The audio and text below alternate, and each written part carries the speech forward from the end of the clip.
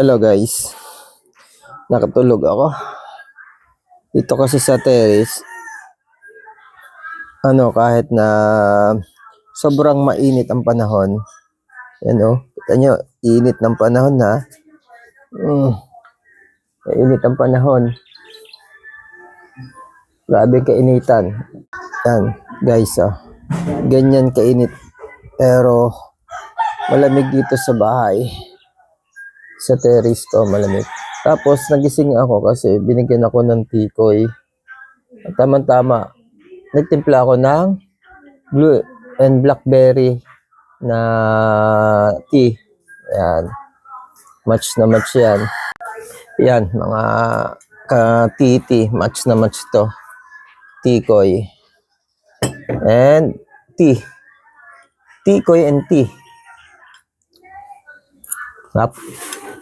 Tapos, blue and blackberry. Medyo may asim yung siyempre pag berry, kaya masarap. Mainit ang panahon, pero bakit Kasi presko dito sa bahay, dito sa terrace. Mahangin. Sarap.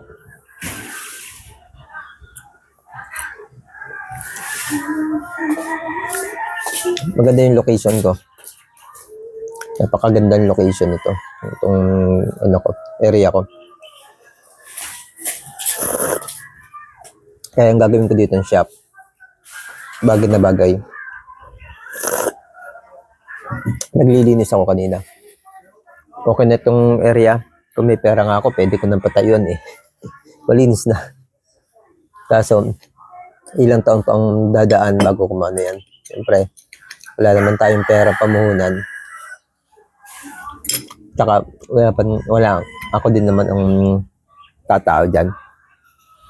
Hindi naman yan pwedeng tauhan ng kasi hindi naman siguradong magkikita agad dyan.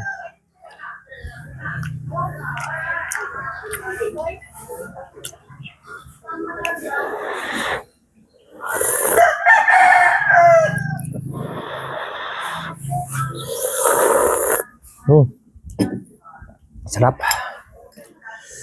Tapos may tikoy. Grabe. Match na match. Binigay mo ng tikoy ang ninang Ams. Dala. Pinutol ng ng puno ng nyog na dwarf. Dwarf na tumaas na. Kasi nakaka-atake doon sa sa kanyang kulungan ng manok. Binutol niya nasa tabi-tabi ng kulungan. May may buko. Meron nga din ako doon. Dalawang kasi, dalawang puno.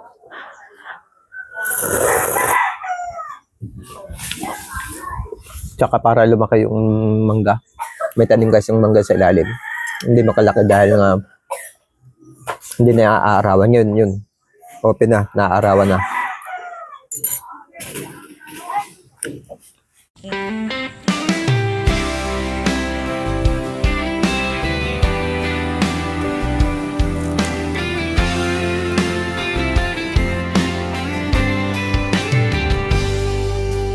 Maglagay ng time na dapat ay mag-relax, ipahinga ang katawang lupa na nanghihina sa lahat ng gawain. Sa realidad na buhay dito sa terrace ng Reality House.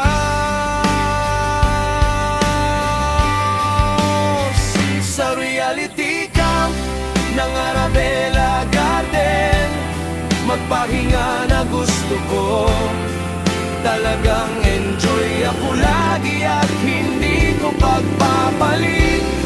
Saan man ako pumunta, ang campsite na ito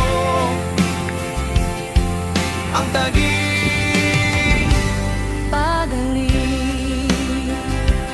Babalikan ko Arabella Garden sa Philippine Reality. Sapat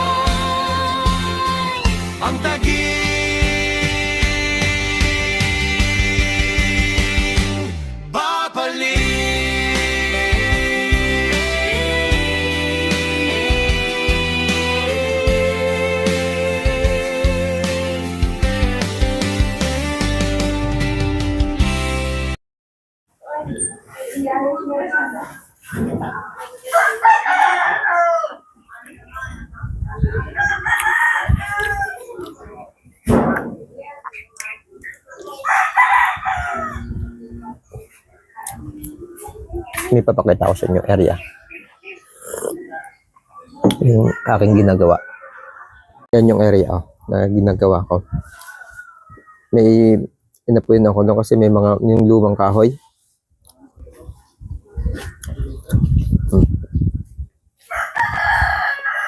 Yung area ko. Yung manhuk. Wala na yung pinag-aanahan niya dito kanina. Pinag-iitlogan niya. Lamesa ako. Malilim dito eh. Yan yung buko. Buko. Lamesa akong luma.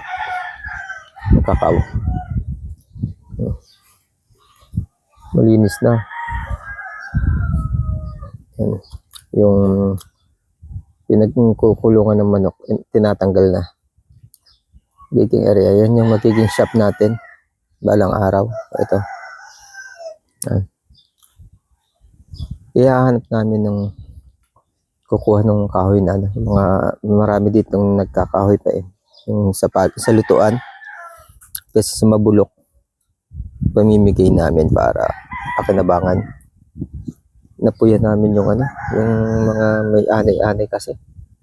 Lumang kahoy, yung mga pinagposte. Yusin ko na yung puno ng nyug. Dalawang nyug yan, oh. Linisin ko. Para maging maganda yung bunga, bumunga na maganda. Ano? Nagkakain na sila. Naghahalaman yung kapatid ko.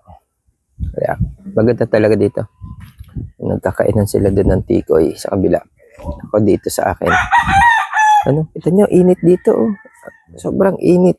Pero, okay lang. Sobrang init doon. Oh. Grabing init. Pero okay lang. Dito sa bahay. Oh. Okay dito. Oh.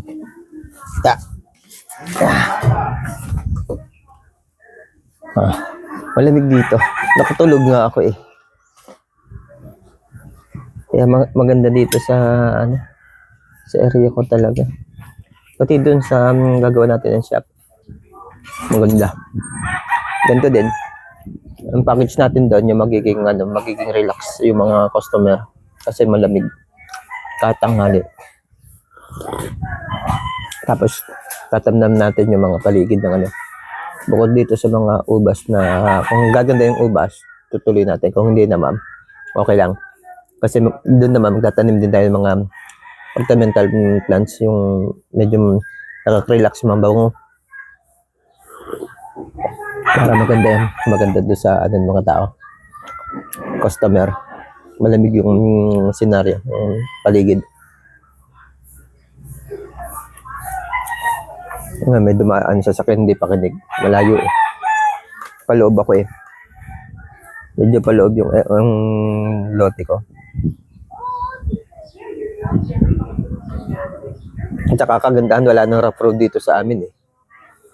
Semintado ng lahat ng daan, kaya hindi na ano siya. Hindi na siya magabok. Sarap ng tikoy.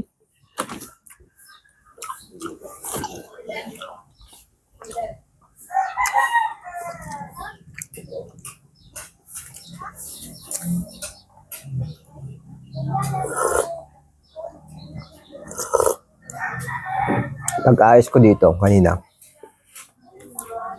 naligo ako ngayon, makaligo ako, nantok ako. Nag-ano kasi ako dito, nag-edit ako ng vlog.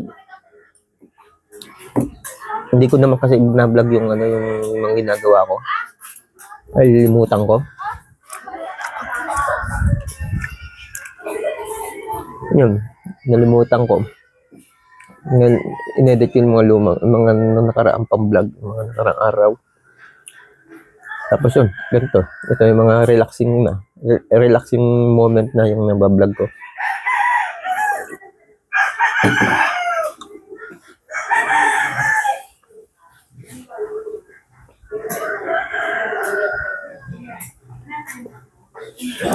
Sarap dito talaga. Kung itong lugar ko, makikita ko sa ibang lugar. Tapos hindi ganito yung akin. Yung katulad ng tinitira ko dati, sobrang init. Ito pangarapin ko. Ngayon naman, linalasap-lasap ko. Sarap eh. Masarap yung may ganito kang area. At buti may ganito nga ako. Kahit nakatanghalian, kahit nakainitan, nare-relax pa rin. Di ba? Ano pa rin. Hindi tulad dati nung pagtang-init, nagkakaproblema ako yun. Ang lakas ng kuryente kasi ako, mag-aircon. Pag walang pasok, mag-aircon ako. Kaya nun, mas gusto ko may pasok. Kasi pag may pasok, naka-aircon ako sa opisina. Kaya ngayon, hindi. Pag wala ba ako, dito lang. Ganyan pa lang ako dito. Okay na okay.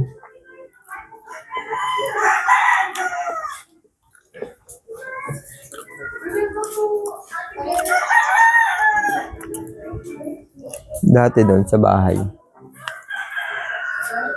Pag ganitong, doon sa ilalim ng puno, sa may lamesa, naglalagay ako ng duyan, doon ako tumatambay, mahangin niya kasi dito. Umalis ako doon sa bahay, sa dati kong bahay. Ang init. Ngayon, di na kailakat dito sa loob ng bahay namin. Ito. Pasok yung hangin, maliwalas. Pumapasok, lumalabas yung hangin. Lubos ko na yung tikoy, dalawang ganito na lang. Ito, isa na lang. Ito na lang. Dami ko nakain tikoy, kaya na pa ako nakain. Naalala ko mag-vlog. Ito naalala ko kung bagay sa chat ito. Siyempre, pag may tea, may vlog.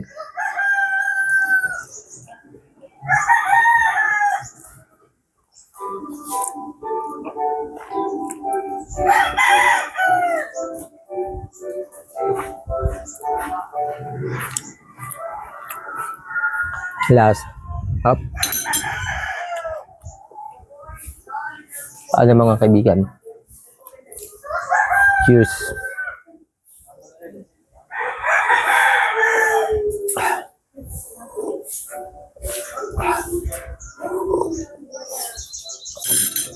Paki-like, paki-share, paki-comment at paki-subscribe nitong channel ko. Bye-bye.